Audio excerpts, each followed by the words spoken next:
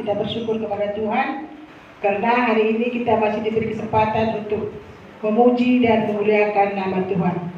Mari kita memulai ibadah kita, mari kita memuji Tuhan dari buku lagu kita dari nomor 185. Hari ini harinya Tuhan. 185.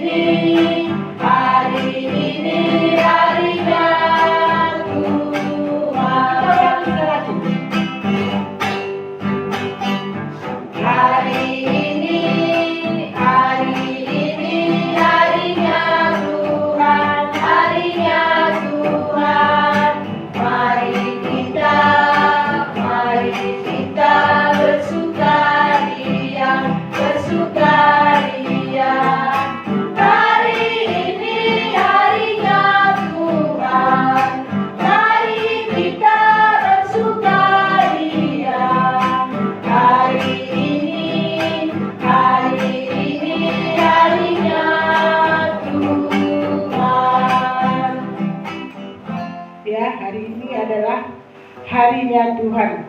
Tentu hari ini kita harus bersukaria. Saya undang untuk berdiri untuk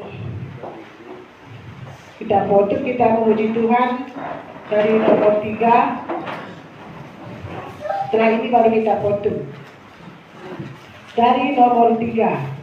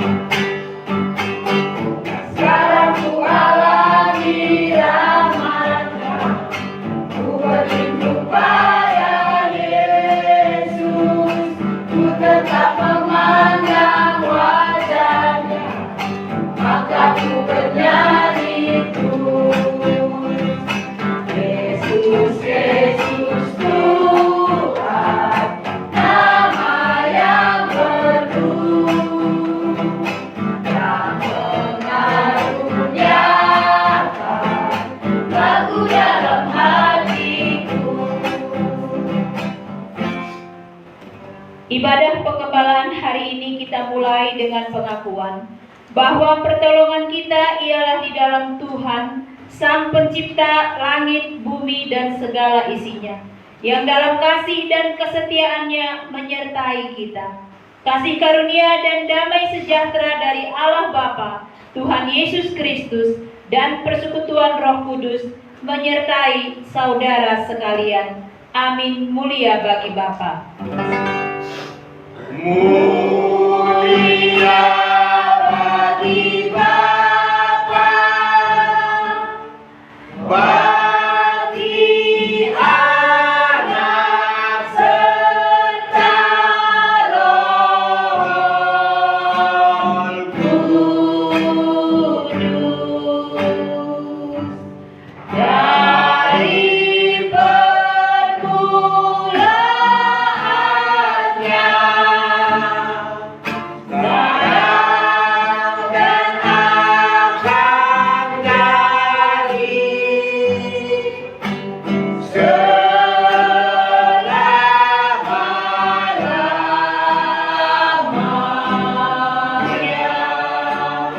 Amin.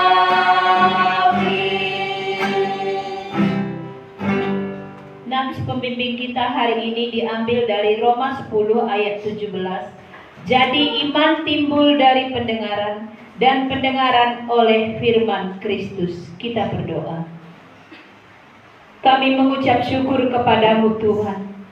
Engkaulah Allah kami yang hidup, Allah yang berbuat di dalam hidup kami, Allah yang mengasihi kami, memelihara kami, yang memperhatikan kami. Setiap hal dalam hidup kami, tidak ada yang luput dari pandangan-Mu Tuhan. Engkau tahu apa yang terjadi di dalam hidup kami. Engkau tahu apa yang kami lakukan, yang kami pikirkan. Tuhan, kami ada di sini oleh karena-Mu. Kami rindu supaya hidup kami ini berkenan di hadapan-Mu. Apa yang kami lakukan, apa yang kami pikirkan, kami rindu itu berasal daripada Tuhan. Kami memiliki hati seperti hati Tuhan. Ini kerinduan kami Tuhan. Karena itu kami datang beribadah ke tempat ini. Kami datang ke rumah Tuhan ini untuk memuji Tuhan, untuk menyembah Tuhan, untuk mendengarkan kebenaran firman. Supaya kebenaran firman Tuhan itu yang meneguhkan hati kami, yang membuat kami bisa hidup benar di hadapan Tuhan.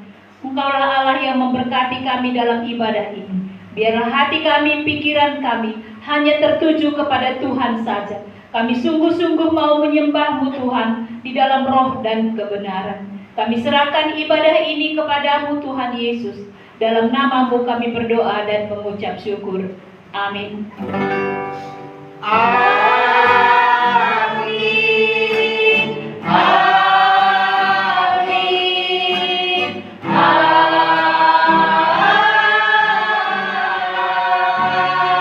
Amin. Jemaat dipersilakan duduk.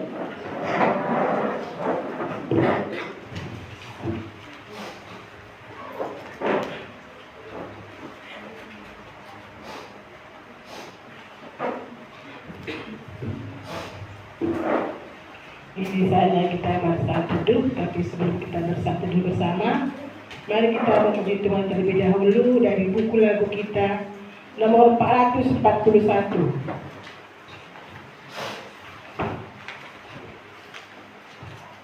441.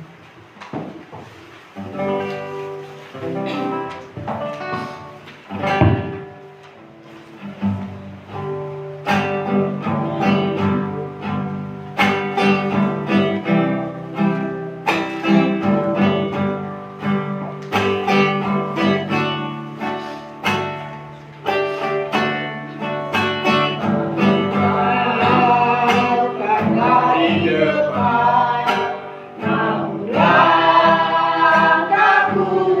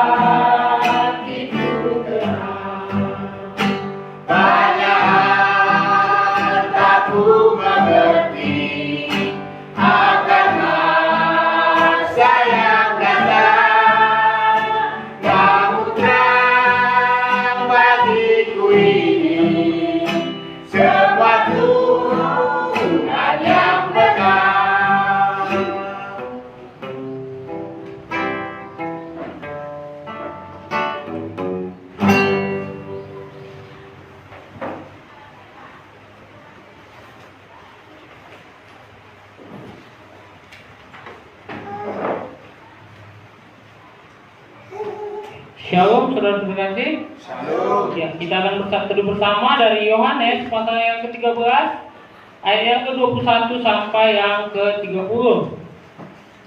Yohanes pasal yang ke-13 ayat yang ke-21 sampai yang ke-30.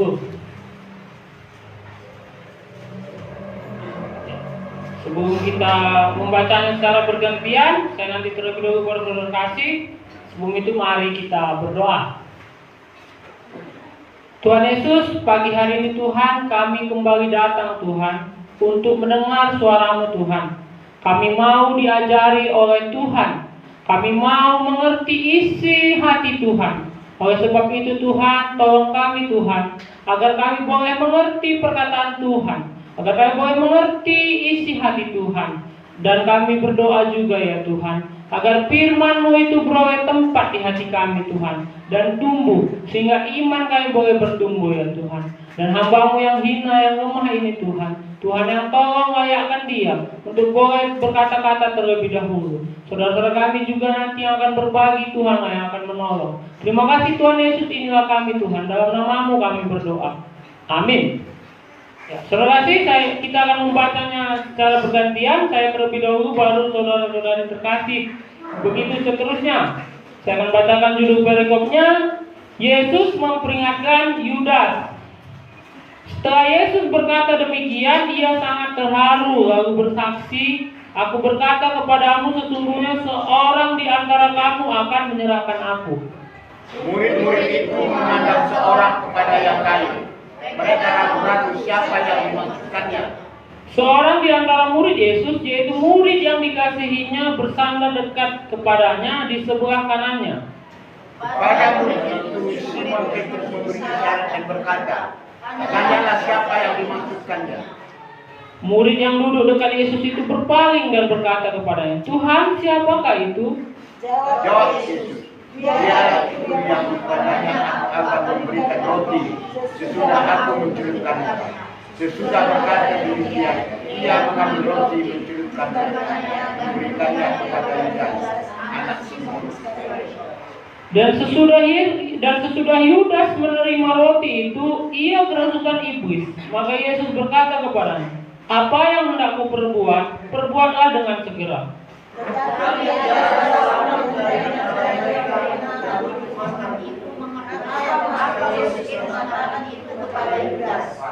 Karena Yudas memegang kas, ada yang menyangka bahwa Yesus menyuruh dia membeli apa-apa yang perlu untuk perayaan itu, atau memberi apa kepada orang miskin. Yudas menerima roti itu lalu pergi pada waktu itu hari sudah malam. Ya, demikian jauh saudara kasih pembacaan firman Tuhan. Kita boleh bersyukur karena kembali lagi kita akan belajar dari saat teduh kita bersama. Ya, saudara kasih, ketika saya boleh merenungkan ini, tentu memang ini hal yang memang sangat menyedihkan bagi Tuhan Yesus. Mengapa saya berkata demikian, saudara kasih? Ayat 21, setelah Yesus berkata demikian, ia sangat terharu. Lalu bersaksi, "Aku berkata kepadamu, sesungguhnya seorang di antara kamu akan menyerahkan aku." Ya, dalam terjemahan bahasa Karo dikatakan megogo rasa Tuhan. Ya, bagaimana bisa Tuhan begitu sedih? Karena orang yang dekat dengan dia, murid-muridnya yang malah menjual dia, mengkhianati dia, yaitu Yudas Iskariot. Ya, saudara kasih, ketika boleh kita merenungkan apa ya yang membuat Yudas Iskariot ini bisa memikirkan untuk menjual Tuhan Yesus. Ya, Alkitab mencatat, saudara kasih, Yudas Iskariot meminta apa yang akan diberikan jika dia memberitahu Tuhan Yesus. Dari awal dosa cinta uang itu tidak pernah ditinggalkan oleh Yudas. Jadi itu menjadi akar, itu menjadi motivasinya untuk bisa melakukan hal yang sedemikian, menjual Tuhan Yesus. Dia cinta akan uang, dia suka mengambil uang dari kas karena dia adalah bendahara. Dan hal yang lain juga ketika boleh Alkitab mencatat, Yohanes 13 pasal 2 dikatakan, saya bacakan untuk kita semua, mereka sedang makan bersama dan iblis telah membisikkan rencana dalam hati Yudas Iskariot, anak Simon, untuk mengkhianati dia. Ya, hati Yudas bukan dipimpin oleh Roh Tuhan. Hati Yudas dipimpin oleh kedagingannya, sehingga iblis sudah membisikkan kepada dia untuk melakukan hal sedemikian. Ya saudara kasih, hari ini kita akan belajar bagaimana dosa itu memang begitulah dampaknya ketika kita tidak menyelesaikannya, ketika kita tidak datang kepada Tuhan Yesus. Karena upah dosa itu adalah maut. Jadi sangat mengerikan. Orang yang dekat dengan Tuhan Yesus, dia adalah murid Tuhan Yesus, bersama-sama Tuhan Yesus dalam pelayanan, melihat dengan matanya sendiri bagaimana Tuhan Yesus menyembuhkan orang yang sakit, membangkitkan orang mati, orang yang buta dapat melihat, orang yang tuli dapat mendengar. Tapi itu semua hilang gara-gara dosa cinta uang tadi, saudara kasih. Dia rela menjual Tuhan Yesus hanya dengan harga yang tidak mahal. 30 keping perak itu bukan uang yang nilai yang sangat tinggi, saudara kasih. Tidak begitu mahal. Tapi itu, saudara kasih, kita dapat belajar pada pagi hari ini. Ketika dosa itu hanya Tuhan Yesus yang sanggup menyelesaikannya. Maka mari kita datang kepada Tuhan Yesus. Dan dampak dosa itu, saudara kasih, sangat luar biasa. Dia yang sudah tahu, yang kenal Tuhan Yesus, yang begitu mengasihi manusia, tapi dia rela menjualnya hanya demi 30 keping perak. Makanya tidak heran ayat 21 dikatakan, setelah Yesus berkata demikian, ia sangat terharu, sedih hati Tuhan Yesus, megogol rasanya. Karena apa? Aku berkata kepadamu, sesungguhnya seorang di antara kamu akan menyerahkan aku. Ya, ayat 22, saudara kasih, murid-murid itu memandang seorang kepada yang lain. Mereka ragu-ragu siapa yang dimaksudkannya. Ya, ketika kita mulai membaca ini, saudara kasih, Yudas Iskariot ini ternyata tidak tahu orang dosanya. Pintar dia menyembunyikan dosanya. Nggak kelihatan dia, nggak nyangka murid-muridnya. Siapa ya? Karena berarti Yudas ini ternyata baik di mata murid-murid. Di mata orang lain mungkin kelihatan baik, tapi dosa dalam hati tadi, ya suka mencuri uang itu tadi, saudara kasih. Sehingga murid-murid, aku dikatakan murid-murid itu memandang seorang kepada yang lain. Mereka ragu-ragu siapa yang dimasukkannya. Tidak ada tanda yang menunjukkan bahwa Yudas ini memang sudah jahat. Tidak ada. Dia sangat bisa menutupi dosa yang ia lakukan. Sehingga murid-murid pun bingung, karena memang tidak kelihatan mungkin Yudas ini sudah nampak bagaimana dia melakukan dosa itu, saudara kasih. Ayat 23, seorang di antara murid Yesus, yaitu murid yang dikasihinya, bersandar dekat kepadanya di sebelah kanannya. Ya, kita senang ya ketika boleh ada seseorang dikatakan dikasih murid yang dikasihi. Artinya memang Yohanes ini memiliki hubungan yang dekat dengan Tuhan Yesus. Saya rasa, saudara kasih, ini juga menjadi doa kita, harapan kita, bagaimana kita juga punya hubungan yang dekat dengan Tuhan Yesus. Karena Tuhan Yesus memang mengasihi semua manusia, karena dia sudah memberikan nyawanya di kayu salib itu, sehingga dosa kita bisa diampuni. Karena hanya melalui darah Tuhan Yesus, di luar Tuhan Yesus kita tidak dapat diselamatkan, saudara kasih. Tapi hal yang kita menyenangkan, kita senang dengarnya bahwasanya seorang di antara murid Yesus, yaitu murid yang dikasihinya. Artinya murid ini memiliki hubungan yang dekat dengan Tuhan. Ini juga menjadi doa harapan kita. Kita ada hubungan yang dekat dengan Tuhan Yesus. Ada hubungan dengan kata lain, ada hubungan yang sangat intim dengan Tuhan Yesus. Saya rasa ini juga menjadi kerinduan kita, saudara kasih. Kepada murid itu Simon Petrus memberi isyarat dan berkata, "Tanyalah siapa yang dimaksudkannya." Murid yang duduk dekat Yesus itu berpaling dan berkata kepada Tuhan, "Siapakah itu?" Jawab Yesus, "Dialah itu yang kepadanya aku akan memberikan roti sesudah aku menciupkannya." Sudah berkata demikian, ia mengambil roti, menciupkannya dan memberikannya kepada Yudas anak Simon Iskariot. Iya, saudara sekasih, di dalam bangsa Yahudi ketika memberi roti itu adalah tanda kasih, saudara kasih. Jadi namun di konteks ini kita melihat ketika Tuhan Yesus memberi roti itu menunjukkan siapa yang akan mengkhianati dia, yang akan menjual dia. Tapi kita boleh lihat bagaimana kasih Tuhan Yesus itu tetap ada kepada Yudas Iskariot itu. Namun itu tadi, saudara kasih, ketika dosa itu sudah tertanam di akar hatinya, hatinya, dia tidak mau percaya kepada Tuhan Yesus. Dia tidak mau merendahkan diri. Dia terus mengandalkan pikirannya. Sehingga apa, saudara kasih? Dia mengambil keputusan. Apa yang diambil keputusan oleh Yudas? Kita akan lihat ayat 27. Dan sesudah Yudas menerima roti itu, ia kerasukan iblis. Maka Yesus berkata kepadanya, apa yang hendak kau perbuat, perbuatlah dengan segera. Iya. Yudas sudah mengambil keputusan dalam hatinya untuk menjual Tuhan Yesus, untuk mengkhianati Tuhan Yesus. Dan iblis yang sudah menjadi bapaknya, karena dia mendengarkan perkataannya. Jadi inilah saudara kasih yang boleh saya bagikan pada pada pagi hari ini. Bagaimana kita boleh belajar orang yang dekat dengan Tuhan Yesus, yang sudah dengar firman Tuhan langsung dari Tuhan Yesus, yang sudah melihat perbuatan ajaib Tuhan. Tetapi ketika dia tidak mau meninggalkan dosanya, tidak mau datang kepada Tuhan, maka hal yang terberat itu terjadi. Dia rela untuk menjual Tuhan Yesus. Ya, saudara kasih, saya rasa ini yang boleh saya bagikan. Saya percaya nanti ada juga saudara kasih yang akan berbagi berkat dari saat teduh ini. Dan semoga ini menjadi berkat bagi kita semua. Mari kita berdoa. Tuhan Yesus, pada pagi hari ini kami sudah mendengar firman-Mu Tuhan.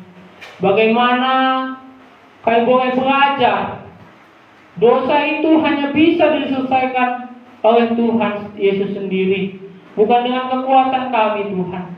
Dan kami boleh belajar bagaimana dosa itu ketika tidak kami tinggalkan, ketika tidak kami nyatakan di hadapan Tuhan, dosa itu akan merongrong kami, Tuhan, akan mengikat kami, akan membuat kami melakukan hal yang paling bodoh. Oleh sebab itu Tuhan, biarlah pada pagi hari ini kami diyakinkan Tuhan, hanya di dalam Tuhan Yesus kami memperoleh pengampunan dosa. Hanya di dalam Tuhan Yesus kami akan merdeka dari dosa itu. Tuhan, biarlah firman-Mu ini terus tinggal dalam hati kami. Roh-Mu yang kudus itu yang akan mengajari kami, menghibur kami, menguatkan kami. Terima kasih Tuhan Yesus, inilah ucapan syukur dan doa kami. Dalam nama-Mu kami berdoa. Amin.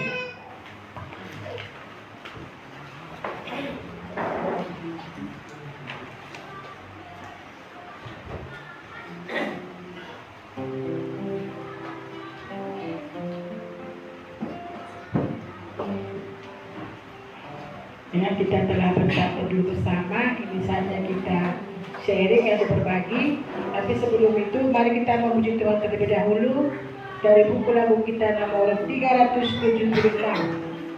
376.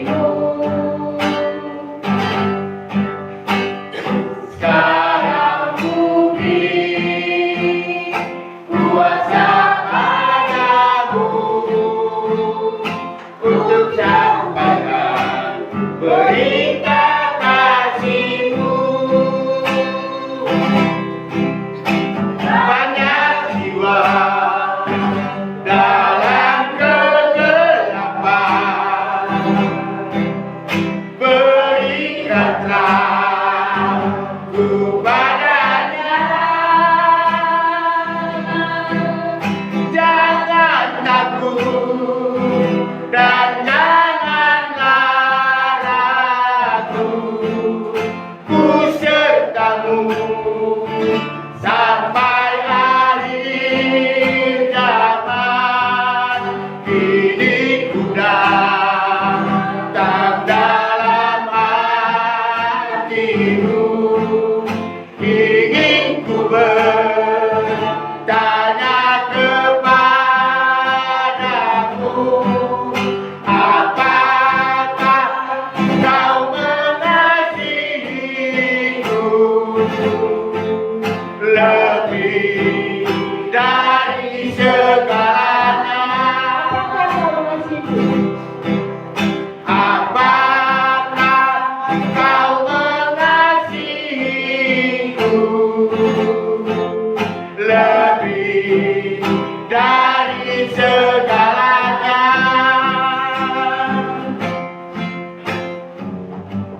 Ya, persilahkan yang mendapat berkat atau yang berbagi.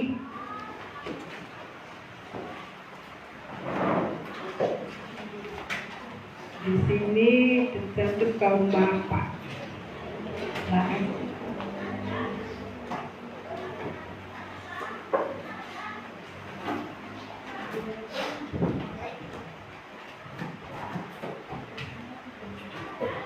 Ya, di sini saya mau berbagi dari Roma 10 ayat 13, 14 dan 15. Boleh kita sama-sama kita lihat. Sebelumnya khotbah yang minggu lalu ya. Tapi di sini saya dapat berkat lebih dalam lagi dari ayat ini. Ayat 13. Sebab barang siapa yang berseru kepada nama Tuhan akan diselamatkan. Ya.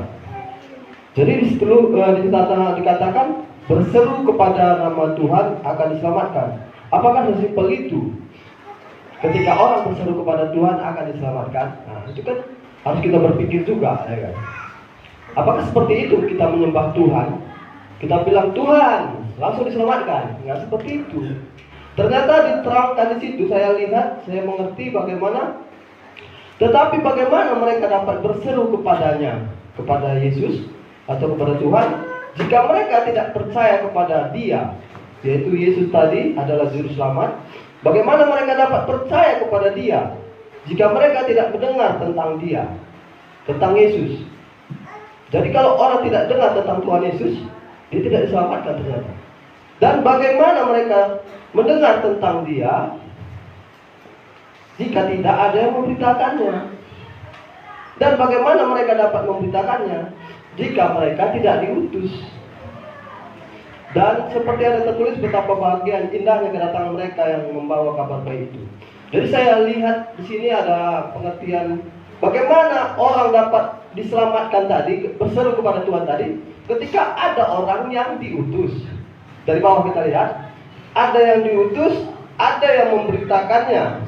Ketika dia diutus, dia memberitakannya, dan ketika diberitakannya, ada orang yang mendengar, dan ada yang percaya, dan setelah itu akan berseru kepada Tuhan dan akan diselamatkan. Seperti itu. Jadi bukan sesimpel yang ayat 13. Barang siapa yang berseru nama Tuhan akan diselamatkan. Berarti orang harus mencari kebenaran dulu, atau Tuhan membuka hatinya untuk mencari siapakah Tuhan itu. Kita dulu ya, kalau kita belum belajar firman Tuhan, mungkin banyak yang kita tahu Tuhan itu. Ya, contohnya ya, dulu kan kepercayaan kita istilahnya pemena atau penyembah berhala. Kita percaya kata orang tua kita, itu pohon besar itu ada nininya gitu, contohnya. Jadi kita rasa itu adalah Tuhan. Nah, kenapa? Karena dia ada kuasanya. Atau kita dibilang orang tua pantang ini, pantang itu. Kenapa? Ada kuasanya. Kalau kita langgar, nanti kena apa? Kena karma atau kena masalah. Entah nanti kita kencingi ini nanti bahaya gitu katanya kan gitu. Itulah Tuhan yang pertama kita dulu kenal. Sekarang kita kan sudah bergereja nih. Tuhan yang mana mau kita sembah? Itu juga perlu kita pikirkan. Saya juga berpikir dulu, yang mana sih yang benar itu Tuhan itu gitu. Nah, itulah Tuhan singkapkan pelan-pelan. Jadi siapa yang mencari dia yang mendapat. Bukan hanya bergereja maksud saya ini. Kalau bergereja banyak orang bergereja, tapi Tuhan yang mana yang kita sembah itu. Makanya di situ ayat 13, sebab barang siapa yang berseru kepada nama Tuhan akan diselamatkan. Jadi kalau kita mau belajar Tuhan yang mana yang kita sembah itu, ya bagaimana mereka mendengar itu, ya ketika kita beritakan. Jadi orang-orang yang kita kan sudah mengerti, ada yang sudah mengerti, ada yang belum. Ada yang belum itu akan mencari, harusnya ya mencari. Tapi yang kita sudah mengerti ini harus kita beritakan memang. Kalau mereka tidak mendengar, mereka tidak akan berseru kepada nama Tuhan, tidak akan diselamatkan. Jadi itulah khususnya bagi kita orang sudah percaya pertama, kita harus memberitakan. Entah itu ditolak, berarti mereka tidak bagiannya. Tapi kan kita enggak apa ya dibilangnya, enggak seperti Tuhan, tahu hati masing-masing. Kita beritakan aja semua. Ada yang menolak, ada yang menerima, ada yang menolak, ada yang menerima. Yang menerima itulah yang akan diselamatkan. Itu pilihan dia. Siapa yang diselamatkan itu? Yang berseru kepada nama Tuhan. Siapakah yang menyelamatkan itu? Yesus Kristus. Kenapa Yesus Kristus satu-satunya? Di situ banyak kita belajar. Kalaupun kita lihat di YouTube ya, kalau kita suka nengok YouTube, banyak dijelaskan kenapa harus Yesus. Itulah gunanya sekarang media sosial. Banyak kita mau cari tahu, di situ akan dijelaskan. Ada yang benar, ada yang salah. Tapi yang mau saya jelaskan, Yesus itu adalah Tuhan. Dari Yohanes 1 ayat 14, firman itu menjadi manusia. Dan itu adalah dinyatakan dari Kejadian 1 ayat 1 juga. Pada mulanya adalah Allah menciptakan langit dan bumi. Jadi Allah sudah ada dan firman itu sudah menjadi manusia di Yohanes 1 ayat 14. Disitulah yang kita perlu pelajari lebih dalam, maksud saya, supaya ke gereja kita ya bukan hanya ke gereja rutinitas, maksud saya.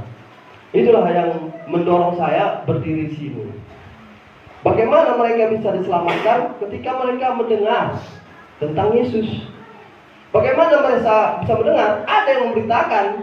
Kalau nggak ada yang memberitakan, kita diam saja, mereka tidak akan mendengar. Kita bilang, kita baik-baik lihat tetangga kita, tapi nggak pernah kita ceritakan sama dia tentang Yesus. Bagaimana mereka mendengar? Dia nggak mau mendengar. Kapan kita beritakan? Tahu apa kita ketika kita beritakan dia nolak? Tahu apa kita ketika kita beritakan dia menerima? Itu kan kita perasaan kita aja takut ditolak. Padahal itu pilihan dia nanti. Kan yang ditolaknya bukan kita, Yesus yang ditolaknya. Itulah mendorong kita supaya berani, maksud saya. Supaya kedepannya kita sama-sama berani memberitakan. Karena apa? Orang yang mendengar itu, ya, itu kan harus mendengar semua. Ketika kerajaan Allah itu datang nanti, aku akan datang ketika semua mendengar tentang Yesus. Datang kedua kalinya Yesus tadi. Siapa yang memberitakannya? Ya kita. Gak mungkin tetangga kita tahu tentang Yesus kalau gak pernah diberitakan. Mungkin dulu dari mimpi pernah aku bertemu dengan Yesus katanya. Itu kan menuntun dia cuman. Tapi keselamatan itu harus diberitakan melalui Yesus itu kayak mana rinciannya. Ya, kita lah yang sudah mengerti itu, gitu maksud saya. Nah, itulah yang saya boleh bagikan supaya mendorong kita. Saya juga terdorong untuk itu supaya sama-sama kita kerjasama. Karena Injil itu harus ada yang memberitakan. Terima kasih.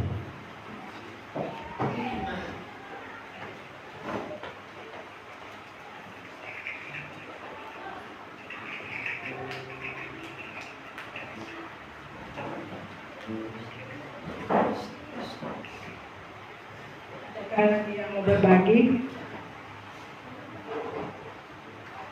Tidak bapak-bapak bisa, udah Mudi, ibu-ibu pun bisa. Silakan.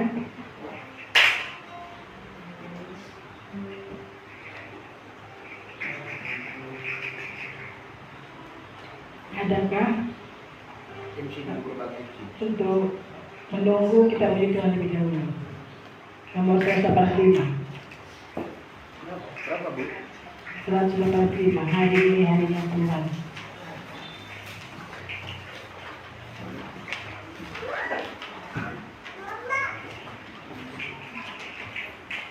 Agak semangat ya jadinya, walaupun cuaca agak panas, agak semangat sedikit.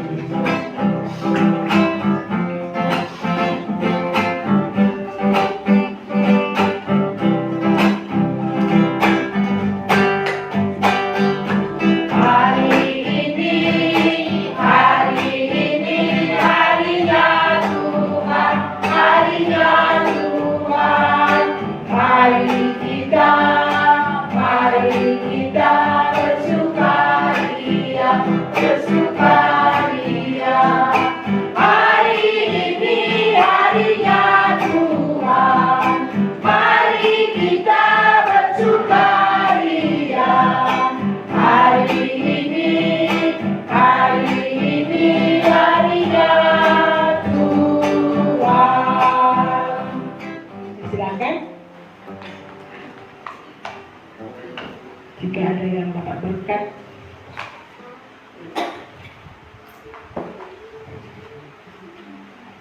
tidak ada.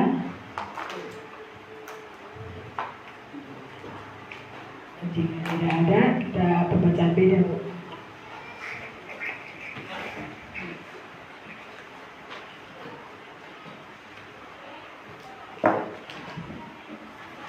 Ya, baik. Mari kita melihat berita dan doa kita hari ini. Kita bisa bersama-sama melihat ada jadwal kegiatan kita untuk minggu ini. Lalu bagian yang kedua daftar pelayan ibadah pengembalaan. Yang ketiga doa syukur, syafaat dan permohonan. Kita bisa melihat jadwal kegiatan minggu ini. Hari Minggu ini kita bersama-sama dalam ibadah penggembalaan anak dan dewasa. Lalu jam 11.30 nanti ada kompak jemaat selesai ibadah. Jam 1 sharing PI misi dan KKR oleh pendeta Jim Yos, di mana sebelumnya kita bilang selesai ibadah kita akan ke Tanjung Negeri. Ya, ini terus berubah ya. Ya, karena situasi ternyata gedung gereja di Tanjung Negeri itu kecil, yang hanya beberapa menampung beberapa orang. Jadi setelah kita dihitung di sini dan di Bahoro bergabung ke sana nggak muat. Jadi itulah alasannya kenapa diputuskan oleh tim dokter hormat, dia selesai nanti di Tanjung Negeri dia akan kemari. Jadi karena itu dia paling lama katanya sampai jam 1. Jadi kita akan kompak nanti selesai ibadah ini, lalu selesai kompak kita akan makan. Setelah makan baru kita masuk dalam sharing misi ya dengan pendeta Jim Yos. Pendeta ini berasal dari Amerika tapi sudah melayani lama di Papua. Ya, kita berdoakan hal ini supaya kita boleh dibangunkan kerohanian kita bersama lewat pertemuan sharing ini nanti. Lalu hari Kamis jam 5 ada pelayanan anak Kamis Gembira, jam 8 ada persekutuan doa training pemimpin. Hari Jumat jam 19.30 ada PI, KKR dan kunjungan. Hari Sabtu jam 14 katekisasi penyerahan anak, jam 16 persiapan ruangan ibadah, jam 19 katekisasi baptisan orang percaya. Ya, inilah kegiatan kita sepanjang minggu ini. Yang kedua, daftar pelayan ibadah penggembalaan. Kita bisa bersama-sama melihat untuk pelayan ibadah hari ini yang boleh dikerjakan. Kita bersyukur bersama-sama mengerjakannya. Lalu untuk pelayanan ibadah minggu depan, kita bisa melihat untuk yang berkhotbah, yang membawakan saat teduh, MC, pemusik, sharing, pembacaan beda, penerima tamu, dan kebersihan. Kita berdoa untuk hal ini supaya bisa kita bersama-sama mengerjakannya. Lalu yang ketiga ada doa syukur, syafaat, dan permohonan. Yang pertama, kita bersyukur untuk ibadah penggembalaan hari ini dan semua pelayan yang sudah mengerjakan bagiannya.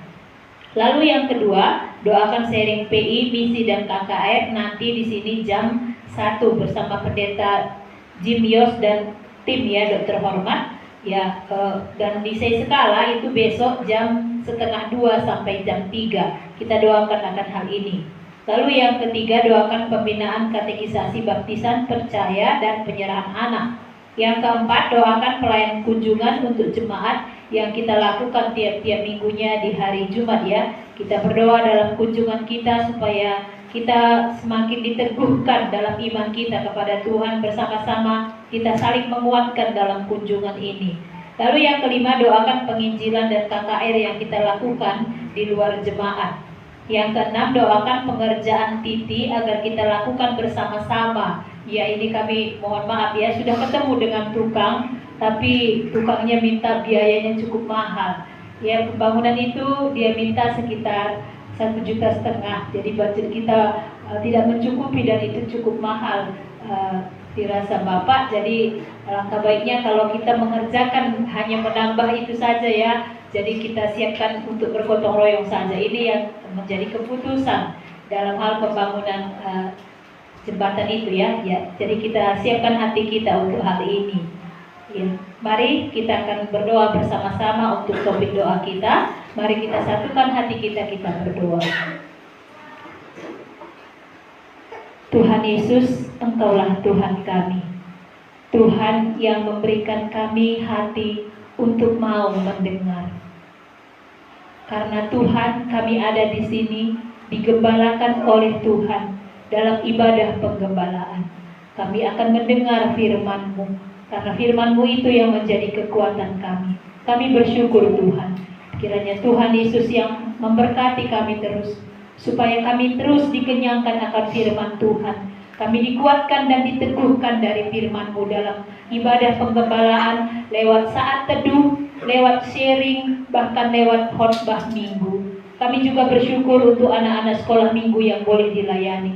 Terima kasih untuk guru-guru sekolah minggu yang boleh Tuhan berikan hati bagi mereka untuk mengasihi anak-anak dan memberitakan firman-Mu. Kiranya anak-anak kami pun boleh mengenal Tuhan dalam masa kecilnya, sampai mereka sungguh setia mengikut Tuhan dalam hidupnya. Ini doa kami. Kami juga terus berdoa Tuhan, selesai ibadah ini kami akan melanjutkan dengan kompak. Tuhan yang menolong kami supaya ada kebersamaan kami untuk saling berbagi firman Tuhan yang kami dengar. Kami juga berdoa jikalau dilanjutkan jam 1 nanti pertemuan dengan hamba Tuhan dari Papua itu, kami berdoa Tuhan yang menolong pertemuan kami dengan pendeta Jim Yos. Kami bersyukur dia boleh tiba semalam di Medan dan hari ini dia ada di Marike. Dan kami akan bertemu siang nanti. Tuhan, Kau memberkati perjalanannya, memberikan kekuatan kepadanya untuk boleh membagikan kebenaran firman-Mu bagi kami di tempat ini. Kami menyerahkan seluruh kegiatan hari ini kepadamu Tuhan. Berikanlah kami kekuatan, berikanlah hati untuk bisa siap mendengarkan, mengikuti setiap acara yang kami kerjakan. Kami serahkan seluruh jemaat ini kepadamu. Kami juga terus berdoa Tuhan, Engkaulah Allah yang boleh memberikan kami kesempatan belajar bagi anak-anak kami yang remaja yang akan menerima baptisan. Kami berdoa Tuhan, Engkau memberkati mereka yang belajar katekisasi sebagai baptisan orang percaya. Mereka akan mempertanggungjawabkan iman mereka di hadapan Tuhan dan di hadapan jemaat. Kiranya Tuhan, Engkau yang menolong, Engkau yang memberkati selama katekisasi ini. Mereka semakin teguh dan kokoh dalam iman. Ini doa kami. Kami juga berdoa untuk keluarga yang akan menyerahkan anaknya, membawa anaknya kepada Tuhan, supaya sungguh Tuhan yang memberkati keluarga ini, supaya teladan Kristus itu sungguh ada dalam hidup mereka, sehingga anak mereka yang masih bayi, yang masih kecil bisa melihat Kristus dalam hidup orang tuanya. Ini menjadi doa kami Tuhan. Kami serahkan katekisasi ini ke dalam tangan-Mu. Kami juga terus berdoa ya Tuhan, Engkaulah Tuhan yang boleh memberkati kami dalam segala hal yang kami kerjakan dalam tiap-tiap minggunya, dalam kunjungan, dalam pelayanan PI dan KKR, bahkan dalam persekutuan doa. training pelayan. Tuhan, kami berdoa semuanya kami diperlengkapi akan hal ini. Bagian yang Tuhan percayakan untuk kami kerjakan, biarlah kami mengerjakannya dengan sukacita. Tuhan Yesus, kami juga berdoa, Engkau Tuhan Allah yang memperhatikan kebutuhan kami. Kiranya Engkau Tuhan yang memberkati dan mencukupkan segala keperluan kami untuk pekerjaan Tuhan, untuk rumah ibadah ini. Kami berdoa Tuhan, sebab apa yang kami butuhkan untuk sarana dan prasarana, Tuhan Engkau Allah yang memberkatinya, yang mencukupkannya.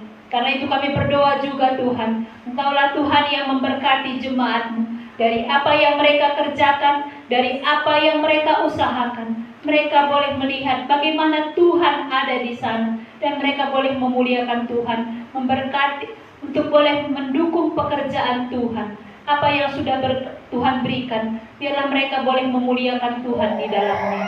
Ini doa kami. Terima kasih Tuhan, kami serahkan kehidupan kami kepadamu. Kehidupan jemaat Tuhan, Kau memberkati, memberikan kesehatan dan kekuatan bagi kami. Sepanjang minggu ini di tengah cuaca yang panas dan ekstrim ini Tuhan, kami berdoa karena Engkau yang menjadikan musim-musim, karena Engkau yang mengizinkan situasi kemarau hari ini. Kepadamu kami berseru, jika Tuhan pandang kami layak untuk mendapatkan hujan dalam minggu ini, Tuhan turunkanlah hujan itu untuk menyegarkan tanaman kami, untuk menyegarkan rumah kami, untuk menyegarkan tubuh kami. Kami menyerahkan ini kepadamu, karena Engkau Allah yang memberikan cuaca, musim, iklim bagi kami. Kami berdoa akan hal ini Tuhan. Terima kasih Tuhan Yesus, Engkaulah Allah yang membuat kami bisa terus memandang kepadamu dalam segala hal yang terjadi dalam hidup kami. Jangan biarkan kami lemah, tapi buatlah kami mengingat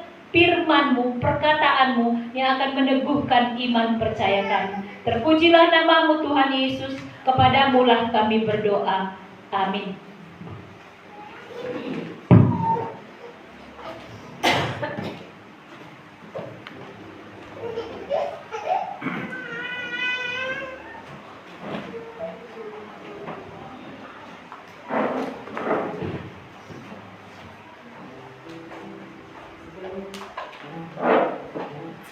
Sebelum kita menyambut firman Tuhan, mari kita memuji Tuhan terlebih dahulu. Kita memuji Tuhan dari buku lagu kita nomor 32.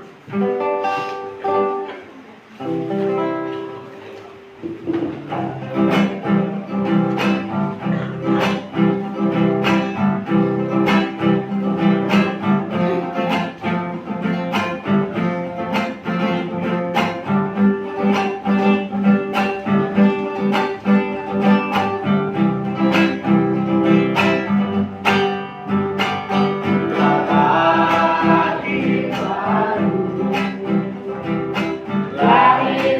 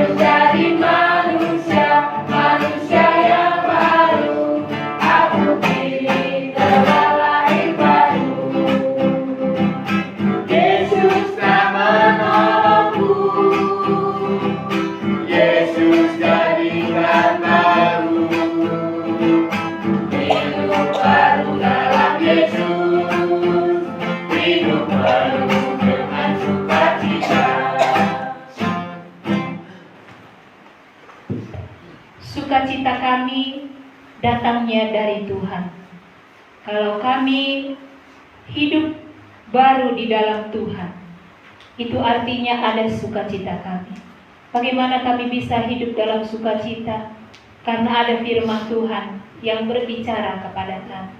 Karena itu Tuhan, siang hari ini, di tengah cuaca yang panas ini, berikan kami kekuatan untuk mendengar, supaya firman-Mu itu membuat hidup kami ini menjadi baru.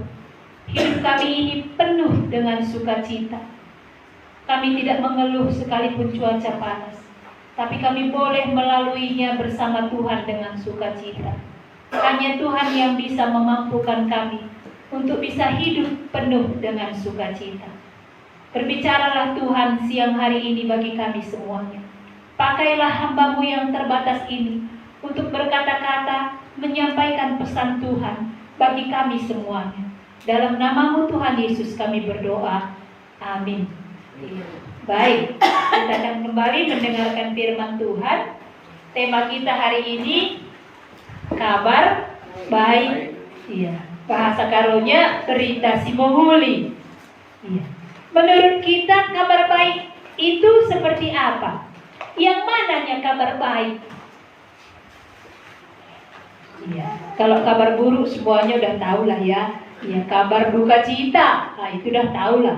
Kalau kabar baik itu yang seperti apa? Kita rasakan itu kabar baik. Iya. Iya. Menurut saja, nggak usah tanya secara dunia atau secara rohani. Menurut kita kabar baik itu yang kayak mana? Begitulah ya. Yang menggembirakan, Bu. Yang menggembirakan, banyak ini yang menggembirakan. Yang lebih spesifik lagi lah, kecontohnya. Gimana? Oh, dapat hadiah. Iya. Kabar baik, diskon besar-besaran 99%. Nah, ya kan tinggal 1% lagi. Ya dapat hadiah gratis. Nah, ini senang kali kalau ibu-ibu dengar yang namanya diskon, ada gratis, ada bonus, itu kabar baik. Yang lain? Banyak buah sawit harganya mahal. Iya, banyak buah sawit. Kena pula harganya. Kabar baik. Iya. Apalagi yuk, kalau orang muda, apa yang kamu merasa kabar baiknya? Ibu-ibu sudah mewakili, bapak-bapak sudah. Iya. Orang muda kabar baiknya kira-kira apa ini? Ayo, banyak kali. Atau nggak ada lagi yang kabar itu yang baik? Semuanya kabar ya, gitu-gitu aja. Ada? Adanya bagi kalian kabar yang baik itu? Iya, nggak ada orang muda di sini. Ya. Karena mereka merasa apalah kabar baik itu ya.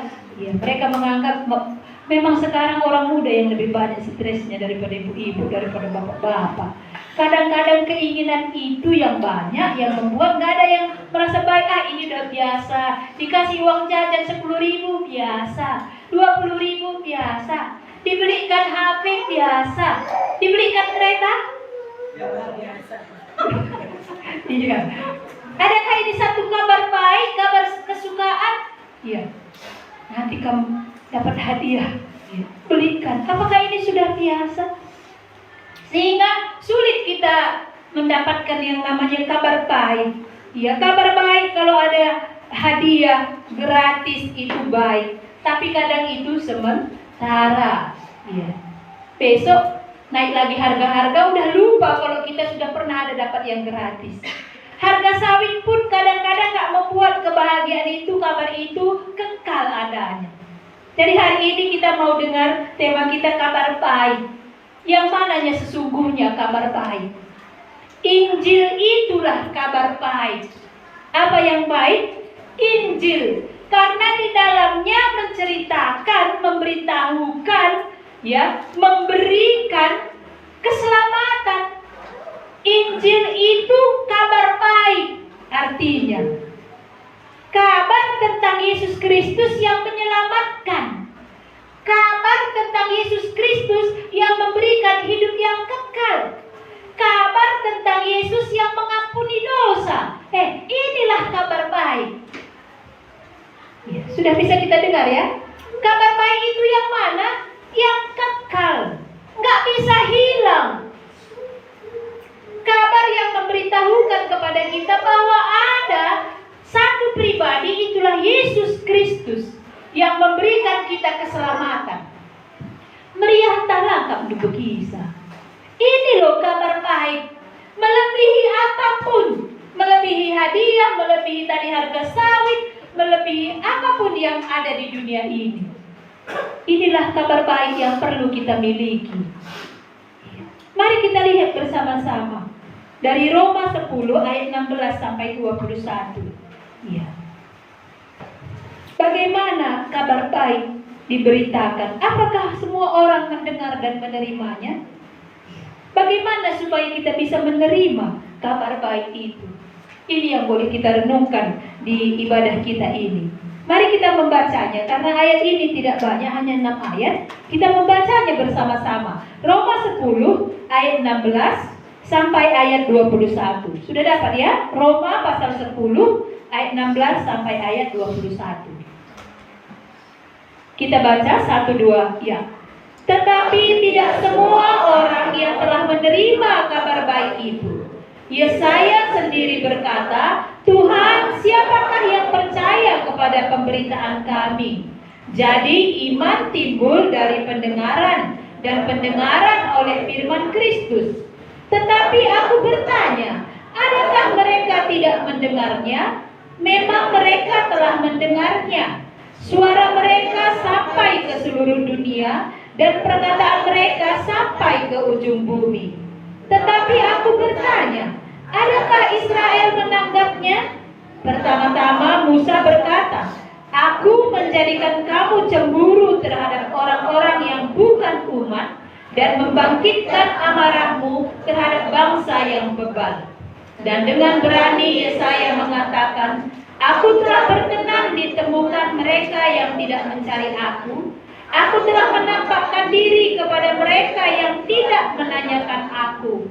Tetapi tentang Israel ia berkata, sepanjang hari aku telah mengulurkan tanganku kepada bangsa yang tidak taat dan yang membantah. Ya, ini firman Tuhan. Kita bisa melihat di sini ketika kabar baik itu disampaikan, siapa yang mendengarnya?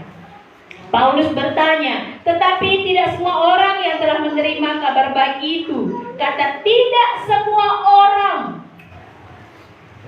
Ya, menunjukkan di sini kalau kabar baik itu diberitakan, tidak semua orang mendengarnya. Kabar baik itu harus diberitakan. Di ayat sebelumnya tadi sudah dibacakan, betapa indahnya kedatangan mereka yang membawa kabar baik. Kalau nggak ada diberitakan kabar baik, bagaimana mereka bisa mendengar? Kalau nggak diberitakan kabar baik, bagaimana mereka bisa percaya? Tapi ketika kabar baik diberitakan, tidak semua orang mendengar. Ini bukan hanya sekarang terjadi. Zaman perjanjian lama pun dulu terjadi juga pada bangsa Israel. Yesaya sendiri berkata, Tuhan, siapakah yang percaya kepada pemberitaan kami? Bangsa Israel mendengar, tapi mereka tidak percaya. Tapi kabar baik itu harus diperdengarkan. Tadi sudah diajak ya, mari kita yang sudah menerima kabar baik itu, kita harus saksikan, kita harus perdengarkan itu. Ya, bagian Tuhanlah nanti yang membuat ada orang yang menerima dan tidak menerima. Tapi yang satu hal, kabar baik itu kita tahu bahwa itulah keselamatan, itulah yang terbaik, dan itu yang harus kumiliki.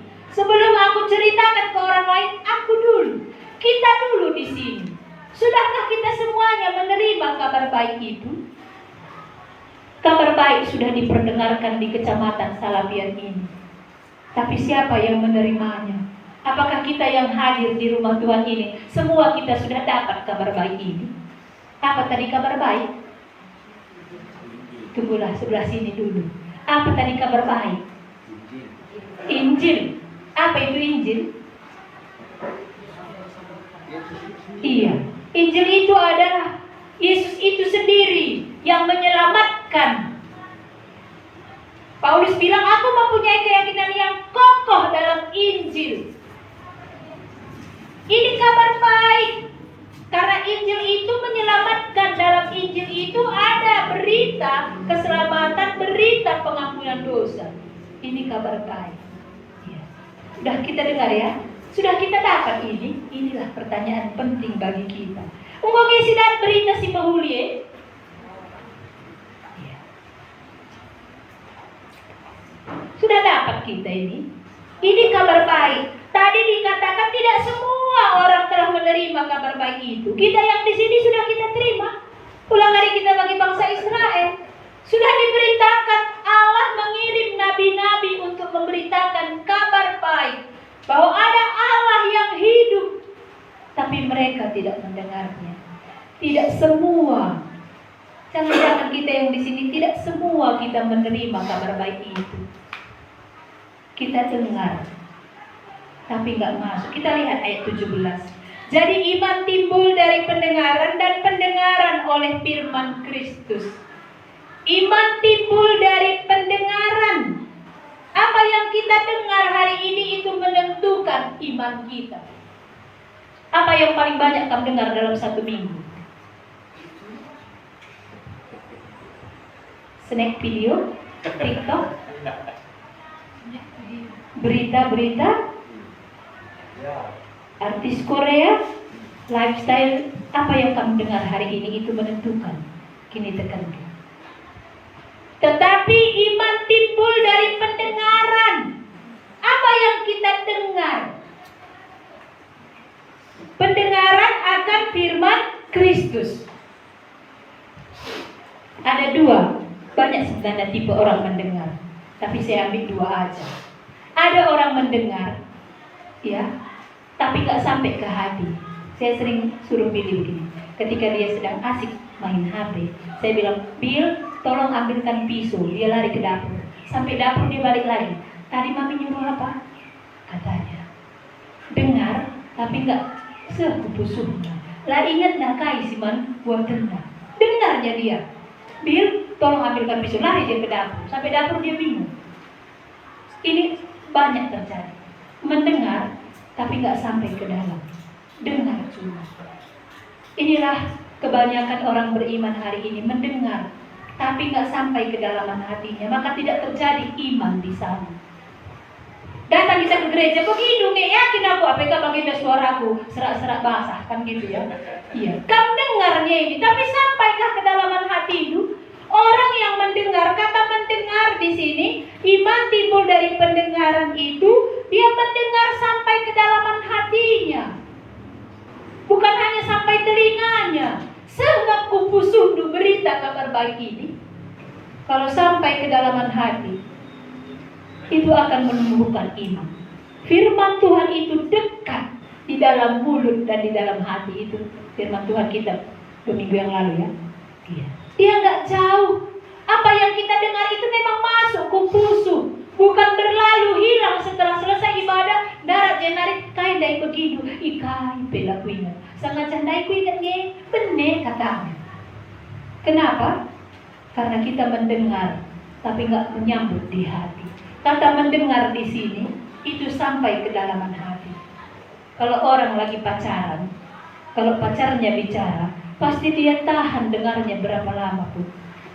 Iya, ini pengalaman saya nggak tahu Bapak Ibu saudara-saudara. Waktu kami pacaran dengan Bapak, dulu kan belum ada kayak gini gampangnya ya, paket masih mahal, pulsa mahal. Jadi telepon itu di atas jam 10 supaya murah. Iya. Ketika dia telepon, saya nggak ngantuk-ngantuk dengan ceritanya. Iya, itu pengalaman saya dulu. Kalau kita kenal, mengasihi orang itu, kita bisa betah dengarkannya. Kalau kita nggak kenal Tuhan, kalau kita nggak mengasihi Tuhan, lu siapa tahan dekah ngerang. Hamba Tuhan menyampaikan firman Tuhan, dekah nakak ini buah, lenggak kau kepekari kompak, lenggak kau kari pendeta Jimios, yuk, 3 jam kami kita kudu. Ini karena hati ini nggak tenang, nggak siap, nggak ada kasih di sana. Kita langsung membentengi, karena apa? Nggak begitu tertarik. Hari ini orang malas sekali mendengar. Mana kamu lebih senang mendengar atau berbicara? Yuk. Ya, jujur aja kita ini. Siapa lebih suka aku? Senangan aku bagi-bagi saja. Ya, bagi-bagi sampai ke hati ya. Jangan bagi-bagi bagi radio rusak-rusak. Ngerana kami yang maka aku. Oh, ini ada juga ibu-ibu sering gitu. Ya, ya cerita minta maka aku. Seolah-olah suaminya itu seperti radio buatnya. Iya. Bagi kamu dulu kata pasangannya udah tertidur dia ngorok. Nah ini bukan mendengar dari hati. Iya, mana lebih enak mendengar atau berbicara? Yuk sebelah sini dulu ya. Mana kamu merasa lebih senang mendengar atau berbicara? Malu-malu bilangnya. Mana lebih enak mendengar atau bicara? Bicara katanya. Yang di belakang bicara. Iya, nggak mudah memang mendengar ini. Berat ya. Ada satu cerita kisah di gereja ini, tapi nggak di pos Tanjung Langkat, nggak di pos bawah, pokoknya bukan orang GKMI gitulah. Iya. Dia datang ke gereja, lalu dia tengok, wah, pengkhotbahnya Pak Pendeta rupanya. Dia nggak suka rupanya nengok Pak Pendeta ini. Jadi mulai Pak Pendeta khotbah. Tadi pas nyanyi dia senang nyanyi, ya, dia memuji Tuhan. Tapi giliran sampai kepada khotbah, pendeta khotbah karena dia kurang senang, dia tutup telinganya. Dua-dua. Selama khotbah dia tutup terus telinga supaya nggak dia dengar. Jadi tiba-tiba hingga melarat di hidungnya. Iya. Waktu dia mau usir, dihembusnya nggak terbang lalatnya. Gimana caranya? Dia malas sekali dengar suara Pak Pendeta ini berkhotbah. Tapi dengan tangan terpaksa sudah dihembuskannya pun nggak bisa-bisa. Ya nggak mungkin dia ganggu sebelahnya. Usirkan dulu lalat ini, kan nggak gitu ya? Iya. Lalu dia lepaskan tangannya, dia usir. Ketika dia lepas tangannya, pendeta bilang, siapa bertelinga, hendaklah dia mendengar.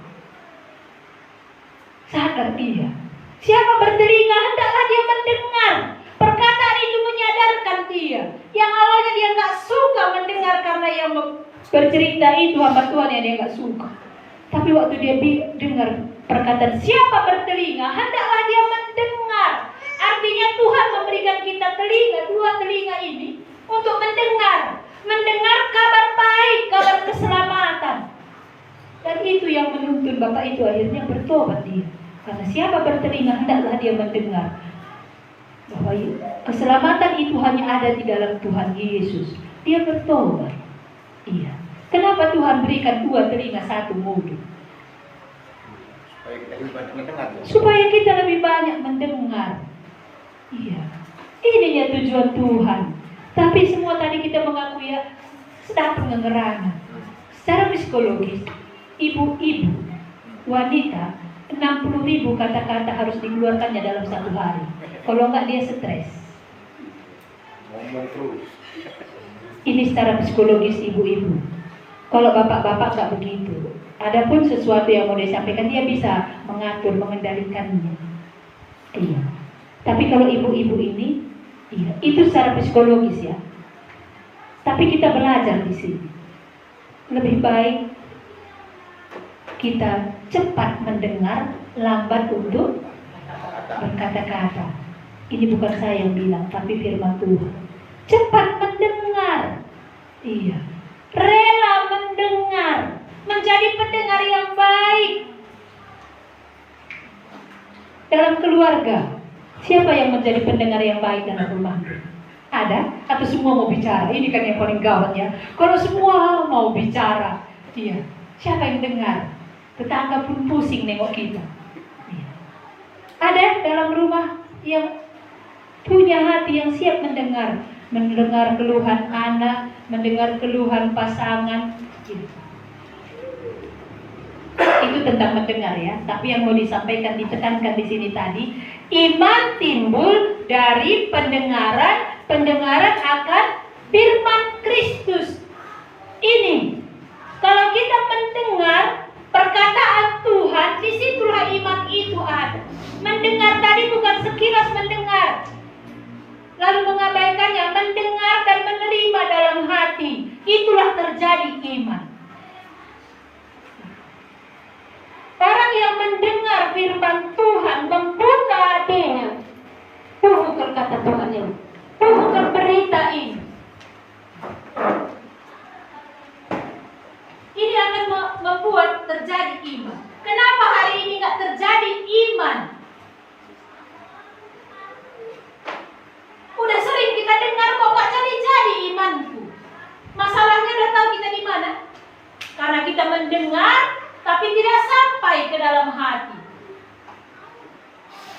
yang boleh kita renungkan. Kita lihat ayat 18. Tetapi aku bertanya, adakah mereka tidak mendengarnya? Ini kata Paulus ya. Apakah bangsa Israel itu tidak mendengar? Memang mereka telah mendengarnya. Iya. Suara mereka, suara nabi-nabi itu maksudnya ya, sampai ke seluruh dunia dan perkataan mereka sampai ke ujung bumi. Jadi kabar baik itu harus didengar, baru terjadi iman. Apakah di sini kurang dalam hal memberitakan kabar baik, maka belum terjadi iman? Saya sering berdoa, Tuhan, apa yang masih kurang yang harus kami beritakan bagi jemaat di pos Tanjung Langkat? Kai kam dusi perlu Tuhan ngerana kam. Gelah jadi kini teken jemaat. Gelah jadi kini teken anak-anak Tuhan ini, supaya tambah imannya. Ini doa saya. Masihkah kurang, kata Paulus? Adakah mereka tidak mendengarnya? Kurang dengar kitab pengajaran karena keselamatan, karena pengampunan dosa, karena hidup yang kekal. Iya.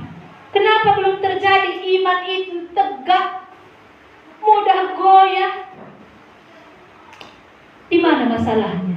Mari kita renungkan ini. Kabar baik harus didengar.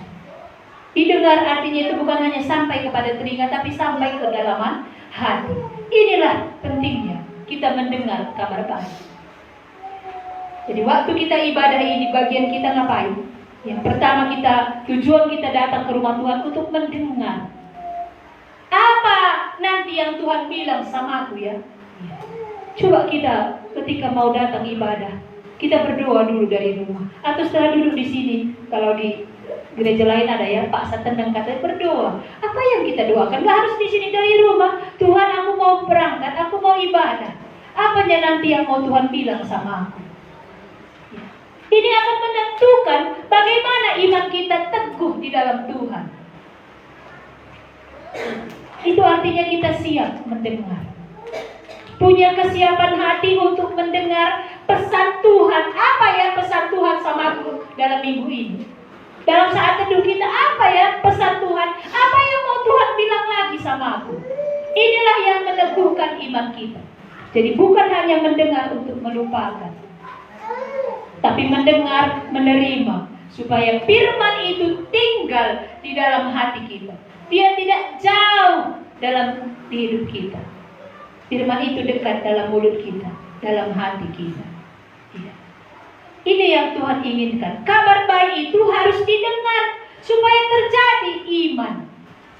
Iman itu mempercayai Allah di dalam aku. Aku di dalam Tuhan. Ya. Perkataannya itu diam di dalam aku. Karena ada orang bertanya ya kemarin, ada anak sekolah tanya, gimana ya, aku gak ngerti-ngerti. Kalau ada orang bertanya, bagaimana Tuhan Yesus bebas kamu? Iya. Yang kamu pikirkan apa rupanya, saya bilang. Gimana lah Tuhan Yesus di dalam aku, katanya. Dibayangkannya sosok Tuhan Yesus ada di dalam dia. Mungkin begitu yang dia pikirkan. Kita bingung tengahnya. Kalau ada orang bertanya gitu, lihatnya Tuhan Yesus bebas kamu. Bingung talang kamu, jawab sah. Kalau kali kita bingung si jenda. Ya, karena anak itu bertanya, kok aku sering ya ditanya? Ya. Kalau aku bergereja di tempat ibu, nggak di sini memang. Ada yang nanya begitu sama aku bingung katanya. Sedih juga saya. Iya ya. Kenapa ditanya? Kalau dia nggak ngerti, kok ini Tuhan Yesus bebas kamu? Adanya Tuhan Yesus tadi dalam hidupmu? Ya, bingung dia. Gimana lah caranya Tuhan Yesus dalam hidupku, kata. Firman itu telah menjadi manusia dan diam di antara kita. Firman itu adalah Yesus Kristus itu sendiri. Ketika kita mendengar firman-Nya dan menerimanya, itulah Yesus ada di dalam kita. Firman itu ada di dalam kita.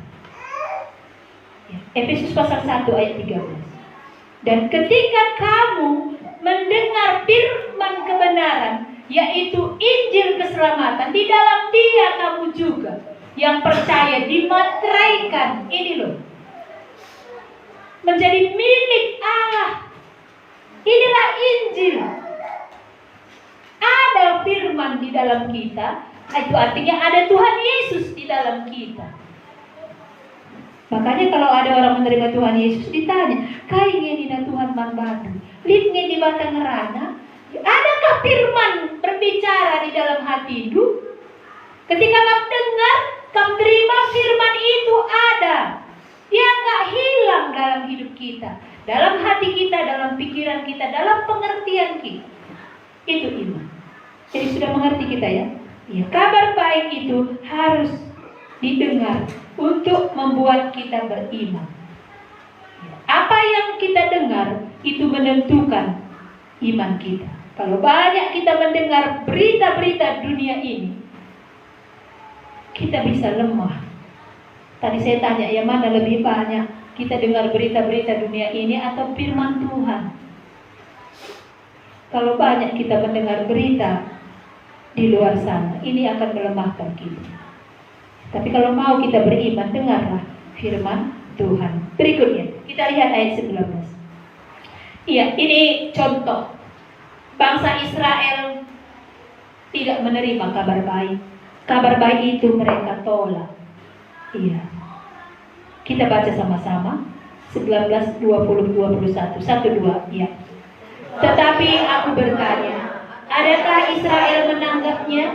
Pertama-tama Musa berkata, "Aku menjadikan kamu cemburu terhadap orang-orang yang bukan umat dan membangkitkan amarahmu terhadap bangsa yang bebal."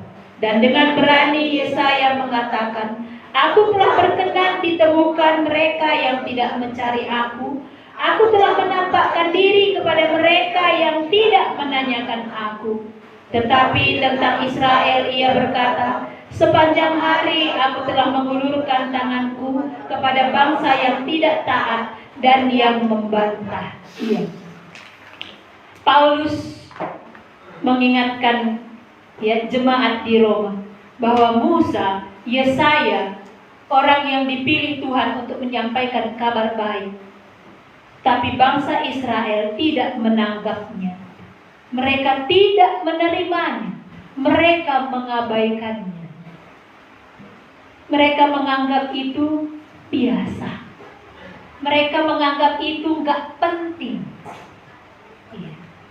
Makanya Musa berkata, "Aku menjadikan kamu cemburu terhadap orang-orang yang bukan umat dan membangkitkan amarahmu terhadap bangsa yang bebal." Karena bangsa Israel cukup bangga sebagai bangsa pilihan. Perhatikan Tuhan kali kami lalat, kan kami yang bangsa pilihan.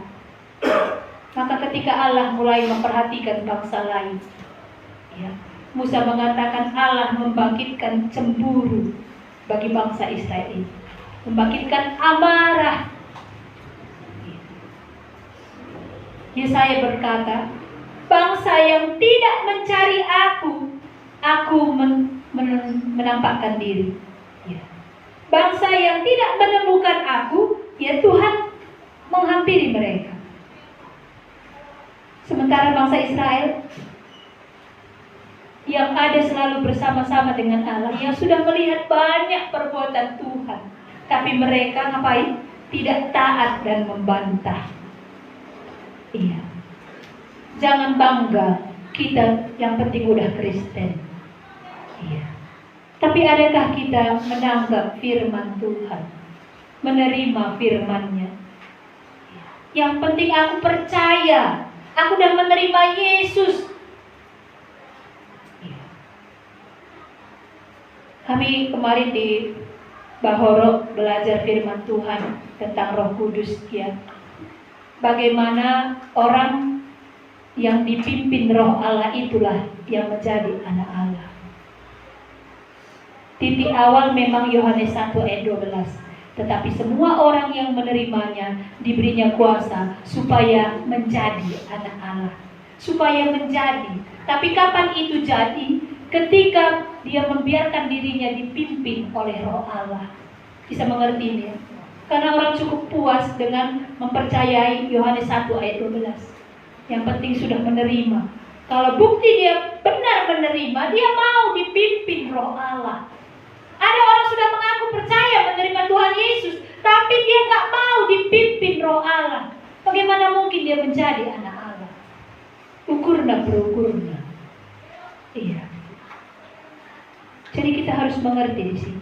Benar memang, nggak salah kalau kita percaya oleh karena firman Tuhan Yohanes 1 ayat 12. Tapi semua orang yang menerimanya diberinya kuasa supaya menjadi anak Allah. Supaya menjadi anak Allah, yaitu mereka yang percaya dalam nama.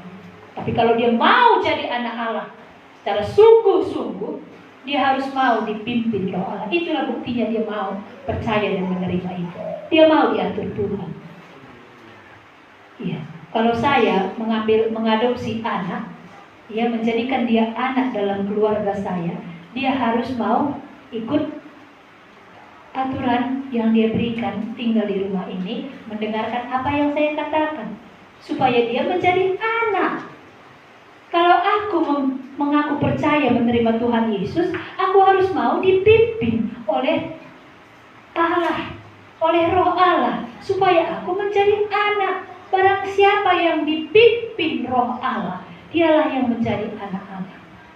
Bangsa Israel ini, mereka bangga menjadi bangsa pilihan. Itu artinya mereka itu anak Allah. Mereka keturunan Abraham, bapa orang percaya. Status itu mereka banggakan, tapi sikap hidupnya mereka tidak taat, bahkan mereka membantah. Ini yang membangkitkan murka Allah, sehingga Allah beralih ke bangsa-bangsa lain. Ya. Mengapa sering terjadi dalam gereja, dalam jemaat? Sudah lama dia mengaku percaya dan bertobat, tapi tidak bertumbuh-tumbuh imannya. Karena dia hanya sampai di Yohanes 1 ayat 12, yang penting aku sudah menerima. Tidak mau dia dipimpin, tidak mau dia diatur Tuhan. Tidak ada ketaatan di sana, tidak ada kasih untuk rela lebih banyak mendengar firman. Iya, ini yang membuat enggak nampak imannya. Sudah mengaku bertobat, iya. Maka Allah mengalihkan ke yang lain. Akhirnya dia berkata, akunya duluan dulu ya di jemaat itu. Tapi kok si Anu sekarang lebih maju ya. Padahal dia baru kayaknya bertobat. Itu kita bilang, membangkitkan cemburu dan amarah. Ini genap firman Tuhan. Bangsa Israel cemburu karena Allah beralih ke bangsa-bangsa lain. Mereka cukup bangga. Kita kadang merasa, oh aku lebih lama di gereja itu, aku dulu udah bertobat, akunya dulu yang jadi jemaat mula-mula.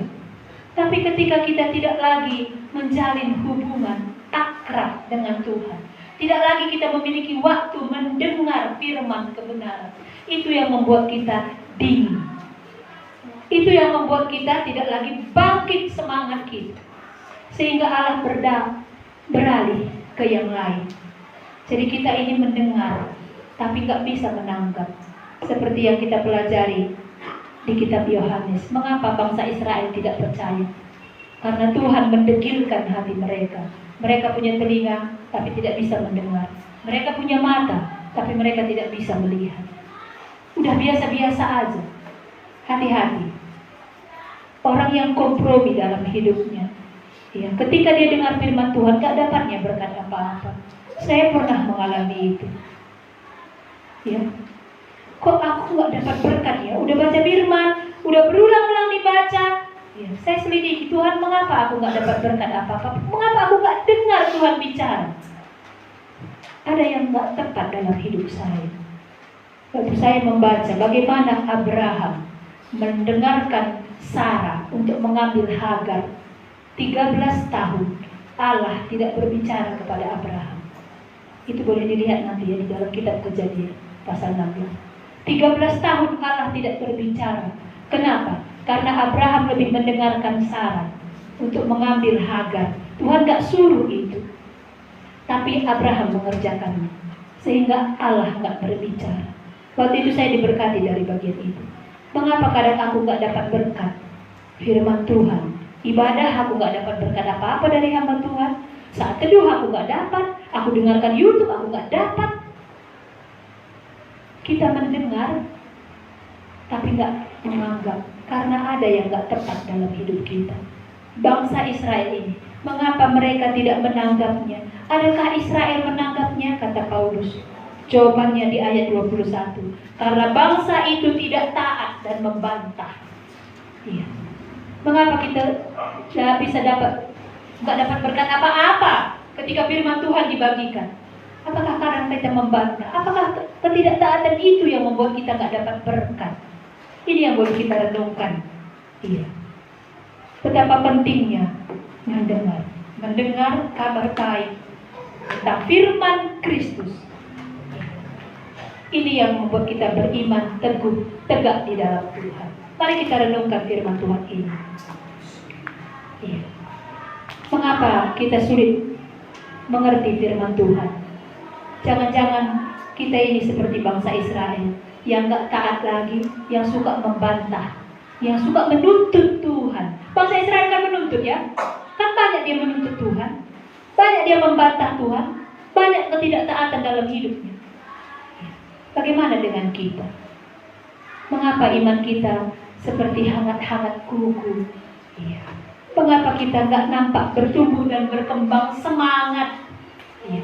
Adi las lasna, adi mendung ban mendungna. Iya. Mari jangan kita terbawa cuaca. Mendung ini ngantuk nanti kita dibikin Tuhan panas.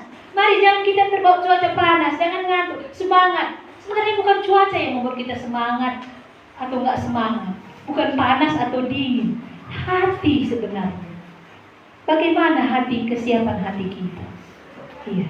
Kiranya firman ini boleh meneguhkan kita. Bagaimana kita menanggap kabar baik itu? Adakah kita lebih mengutamakan kabar baik tentang firman Kristus yang akan menumbuhkan iman kita? Atau firman Kristus itu kita dengar tapi nggak kita simpan dalam hati?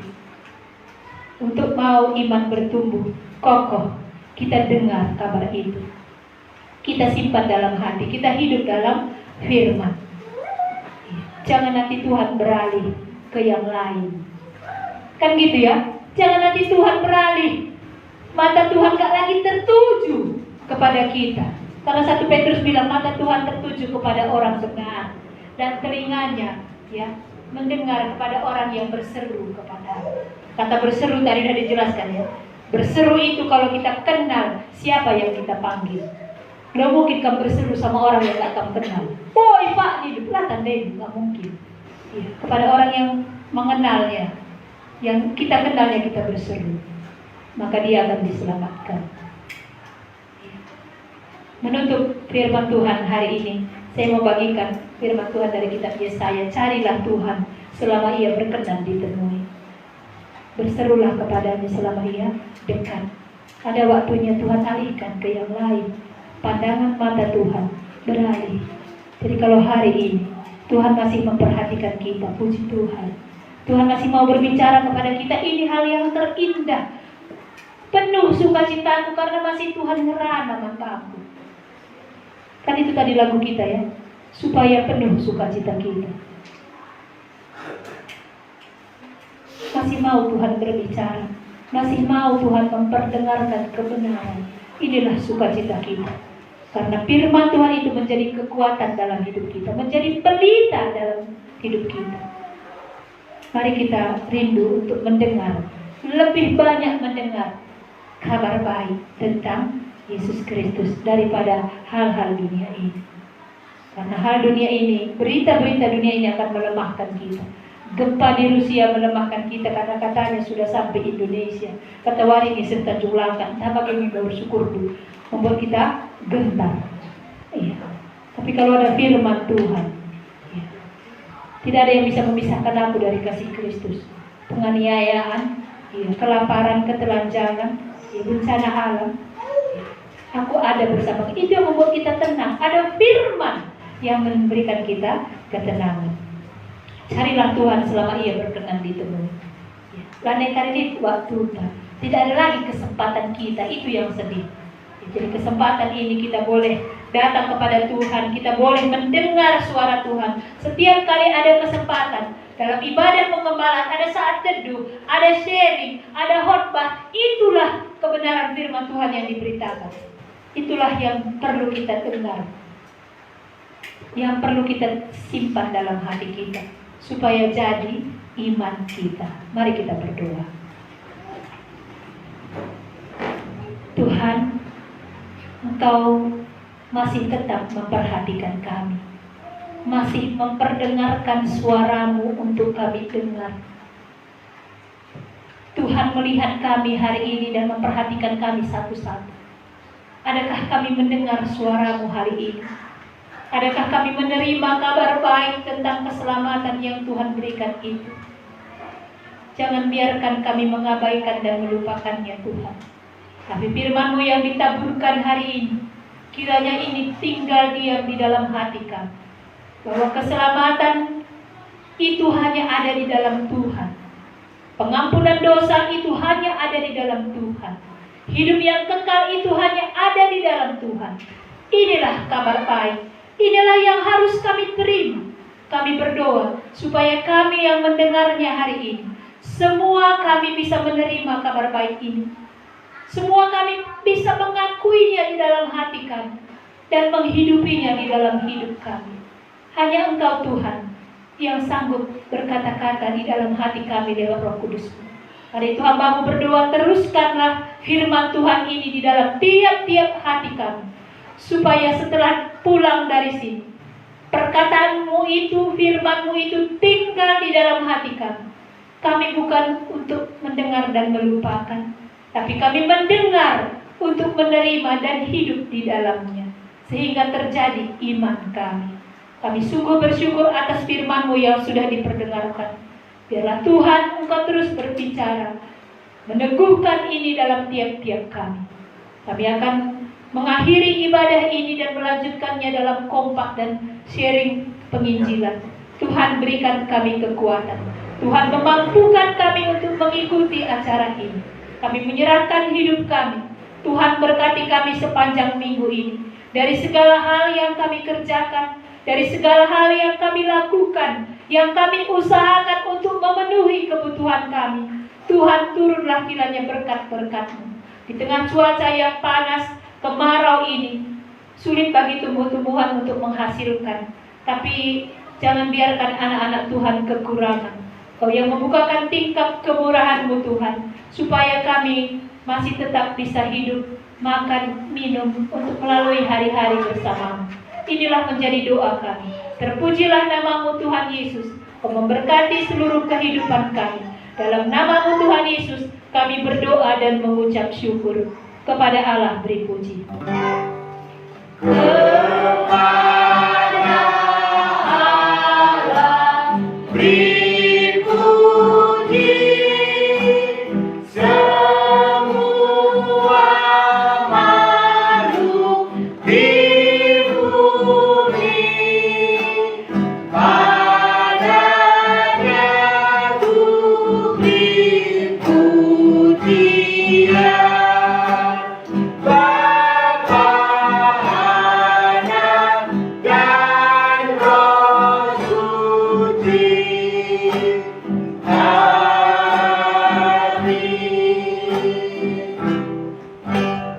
Terima kasih, selamat hari Minggu, Tuhan memberkati.